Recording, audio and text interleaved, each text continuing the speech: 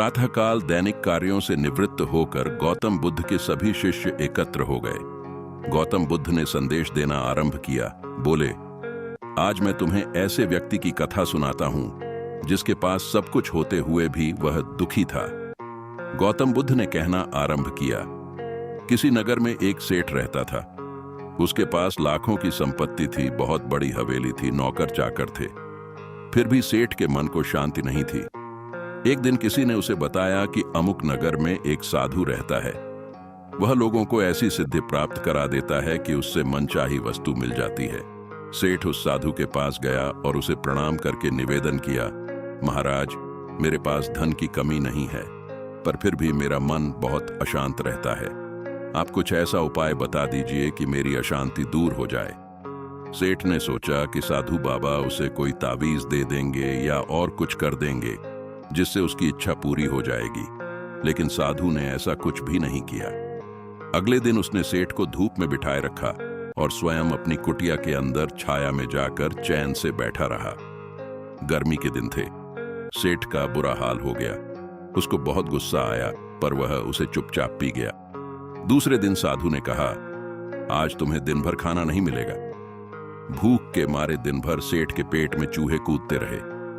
अन्न का एक दाना भी उसके मुंह में नहीं गया, लेकिन उसने देखा कि साधु ने तरह तरह के पकवान उसी के सामने बैठकर बड़े आनंद से खाए।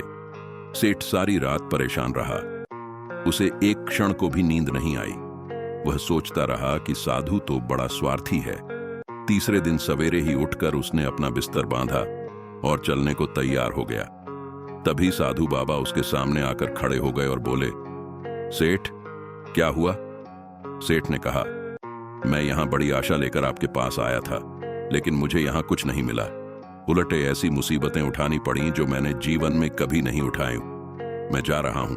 साधु हंसकर बोला, मैंने तुम्हें इतना कुछ दिया, पर तूने कुछ भी नहीं लिया। सेठ ने विस्मय भाव से साधु की ओर देखा और बोला, आपने तो मुझे कुछ भी नहीं दिया। साधु ने कहा, सेठ, पहले दिन जब मैंने तुम्हें धूप में बिठाया और स्वयं छाया में बैठा रहा, तब मैंने तुम्हें बताया कि मेरी छाया तेरे काम नहीं आ सकती।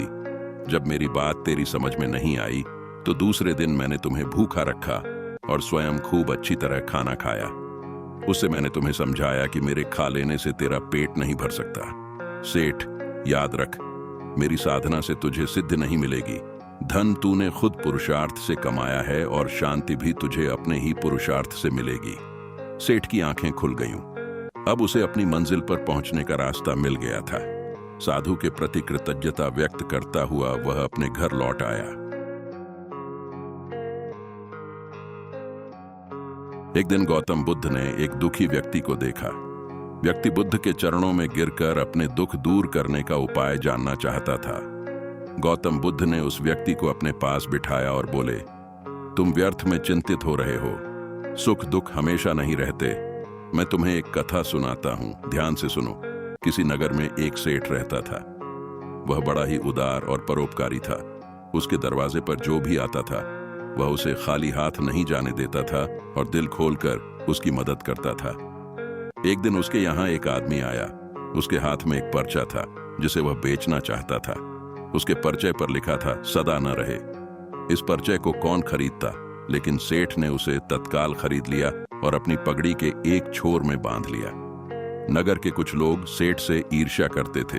उन्होंने एक दिन राजा के पास जाकर उसकी शिकायत की, जिससे राजा ने सेठ को पकड़वाकर जेल में डाल दिया। जेल में काफी दिन निकल गए। सेठ बहुत दुखी था। क्या करे, उसकी समझ में कुछ नहीं आ रहा था। एक दिन अकस्मात सेठ का हाथ पगड़ी की गांठ पर पड़ गया। उसने गांठ को खोलकर पर्चा निकाला और उसे पढ़ा। पढ़ते ही उसकी आंखें खुल गईं। उसने मन ही मन कहा, अरे, तो दुख किस बात का? जब सुख के दिन सदा न रहे, तो दुख के दिन भी सदा न रहेंगे। इस विचार के आते ही वह जोर से हंस पड़ा और बहुत देर तक हंसता रहा। जब चौकीदार ने उसकी हंसी सुनी तो उसे लगा, सेठ मारे दुख के पागल हो गया है। उसने राजा को खबर दी। राजा आया और उसने सेठ से पूछा, क्या बात है? सेठ ने राजा को सारी बात बता दी। उसने कहा, राजन, आदमी दुखी क्यों होता है? सुख दुख के दिन तो सदा बदलते रहते हैं। सुख और दुख तो जीवन के दो पहलू हैं। यदि आज सुख है तो हो सकता है कि कल हमें दुख का मुंह भी देखना पड़े। यह सुनकर राजा को बोध हो गया। उसने सेठ को जेल से निकलवाकर उसके घर भिजवा दिया। सेठ आनंद से रहने लगा, क्योंकि उसे झांत हो गया कि सुख के साथ साथ दुख के दिन भी सदा नहीं रहते। कथा सुनकर व्यक्ति के मन का बोझ हल्का हो गया। उसने गौतम बुद्ध का आशीर्वाद लिया और अपने घर की ओर चल दिया। महात्मा बुद्ध अपने शिष्यों के प्रति बड़ा स्नेह रखते थे। एक दिन उन्होंने अपने शिष्यों को अंतरात्मा की व्याख्या करते हुए एक कथा सुनाई। वे बोले, किसी नगर में एक साधु रहता था। उसके चेहरे पर हर घड़ी प्रसन्नता छाई रहती थी। उसके जीवन में आनंद का साम्राज्य था। लोग अपनी अपनी समस्याएं लेकर उसके पास आते थे और संतुष्ट होकर जाते थे। एक दिन एक सेठ साधु के पास आया और उन्हें प्रणाम करके बोला, महाराज, मेरे पास किसी चीज की कमी नहीं है, धन दौलत, बाल बच्चे सब कुछ है, फिर भी मेरा मन बड़ा अशांत रहता है। मैं क्या करूं? साधु ने जवाब नहीं दिया। वह चुपचाप बैठा रहा, फिर उठकर चल दिया। सेठ भी उसके पीछे पीछे चल दिया। आश्रम में एक कोने में जाकर साधु ने आग जलाई और एक एक करके लकड़ी उसमें डालता रहा। आग तेज होती रही। कुछ देर के बाद वह सेठ की ओर बिना देखे उठ खड़ा हुआ। सेठ को बड़ी हैरानी हुई। वह तो अपना दुख लेकर साधु के पास आया था, पर साधु अपने काम में लगा रहा और फिर बिना कुछ कहे वहां से जा रहा था। सेठ ने आगे बढ़कर कहा, स्वामी जी, मैं बड़ी आशा लेकर आपकी सेवा में आया हूं, मुझे कुछ रास्ता तो बताइए। साधु बड़े जोर से हंसते हुए बोला, अरे मूर्ख, मैं इतनी देर से कर क्या रहा था? तुझे रास्ता ही तो बता रहा था। देख, हर आदमी के अंदर एक आग होती है। अगर उसमें प्यार की आहुति दो तो वह आनंद देती है, घृणा की आहुति दो तो वह जलती है। तू अपनी आग में रात दिन काम, क्रोध, लोभ, मोह, मद मत्सर की लकड़ियां डाल रहा है। भले आदमी, अगर बीज अशांति के बोएगा तो शांति का फल कैसे पाएगा? अपनी अंतरात्मा को टटोल। सुख और दुख बाहर नहीं बल्कि तेरे भीतर है। सेठ की आंखें खुल गईं। उसे सही रास्ता मिल गया, जिससे उसका जीवन नई दिशा में मुड़ गया।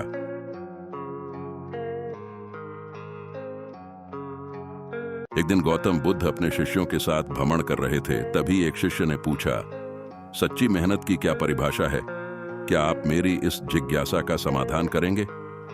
अवश्य, तुम यह कथा सुनो, इससे स्वयं मेहनत की परिभाषा जान जाओगे। कहते हुए बुद्ध ने एक कथा प्रारंभ की। किसी गांव में एक किसान रहता था। उसकी थोड़ी सी खेती बाड़ी थी। उससे उसे जो कुछ मिल जाता, उसी से वह अपनी गृहस्थी की गुजर बसर कर लेता था। कभी किसी के आगे हाथ नहीं फैलाता था। संयोग से उस किसान का एक बैल मर गया। बेचारा बड़ी परेशानी में पड़ गया।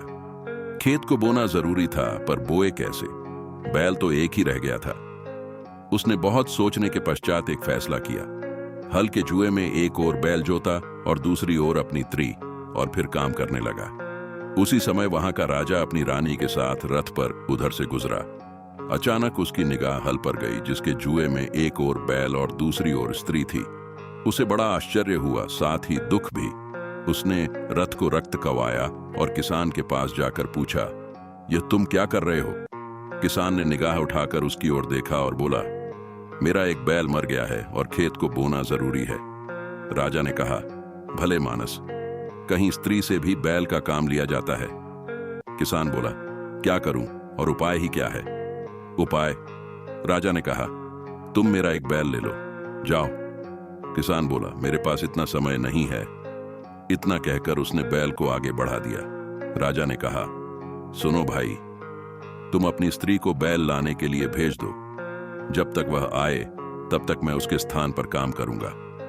किसान की स्त्री ने कहा, तुम तो बैल देने को तैयार हो, पर तुम्हारी पत्नी ने इनकार कर दिया तो? राजा बोला, नहीं, ऐसा नहीं होगा। किसान राजी हो गया। उसकी स्त्री राजा के यहां बैल लेने चली गई और राजा ने हल का जुआ अपने कंधे पर रख लिया। किसान की स्त्री ने जब रानी के पास जाकर राजा की बात कही तो वह बोली, बहना, एक बैल से कैसे काम चलेगा? तुम्हारा बैल कमजोर है, हमारा बैल मजबूत है, दोनों साथ काम नहीं कर सकेंगे। तुम हमारे दोनों बैलों को ले जाओ। स्त्री बड़ी लज्जित हुई। उसे तो डर था कि कहीं वह एक बैल भी देने से इनकार न कर दे। वहीं एक छोड़ दोनों को देने के लिए रानी तैयार थी। बैल लेकर आई और पूरे खेत की बुवाई हो गई। कुछ समय बाद फसल उगी। किसान ने देखा तो उसे अपनी आंखों पर विश्वास नहीं हुआ। सारे खेत में अनाज पैदा हुआ, लेकिन जितनी जमीन में राजा ने हल चलाया था और उसका पसीना गिरा था, उतनी जमीन में मोती उगे थे। यह करामात सच्ची मेहनत की थी। जहां राजा जनता की सेवा में अपना पसीना बहाता है, वहां ऐसा ही फल मिलता है। गौतम बुद्ध कथा समाप्त करते हुए बोले, कहो शिष्य, क्या अब भी तुम्हारी जिज्ञासा शांत नहीं हुई? अवश्य प्रभु, मैं समझ गया कि सच्ची मेहनत की परिभाषा क्या है।